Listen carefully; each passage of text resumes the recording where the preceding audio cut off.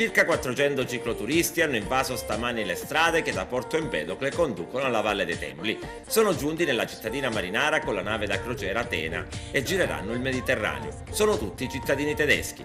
400 all'incirca cicloturisti tedeschi in vacanza in Sicilia, avete attraccato con la nave a Porto Empedocle, è una bella esperienza. Sì, è una bella esperienza perché la Sicilia è splendida, no? Poi il tempo qui è sicuro che questo periodo non piove, mentre da noi può darsi che c'è anche 2, 3, 4 giornate di pioggia in seguito. Poi farà anche freddo. Normalmente in quest'ora può far freddo anche da noi. Stiamo in montagna, stiamo vicino a Monaco di Baviera.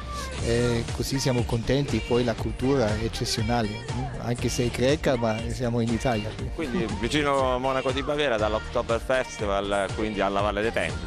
Noi siamo scappati dall'Oktoberfest perché ci sono arrivati troppi italiani.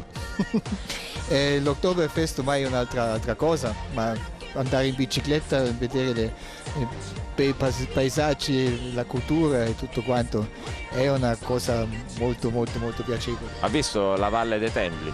L'ho vista 35 anni fa, il viaggio di nozze ho fatto qui, è la seconda volta che vengo adesso. Quindi è sempre un piacere venire in Sicilia? È sempre un piacere, ho amici a Trapani, a Pageco, li visito ogni 3-4 anni, quindi in Sicilia sto spesso. Il vostro itinerario? Dopo Agrigento? Dopo Agrigento andiamo a Creta in Grecia, poi Peloponnese, Kos, Mykonos, Corfu e in Dalmazia, Split. Siete anche misti, diciamo c'è gente giovane e gente meno giovane. La maggior parte ha una certa età, perché non siamo un gruppo di ciclisti sportivi, più della salute, più del piacere. Ci sono qualcuno che non è capace di fare tutto senza fare uno stop in mezzo. Ci sono altri che potrebbero fare 3-4 volte di quello che facciamo. Lei tra l'altro è un medico? Sono medico, sì.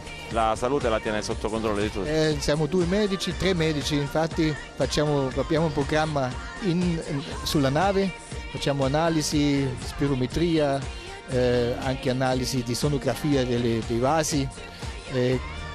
Misuriamo la pelle, melanina eccetera e poi accompagniamo i ciclisti e un altro collega con quelli che vanno a piedi.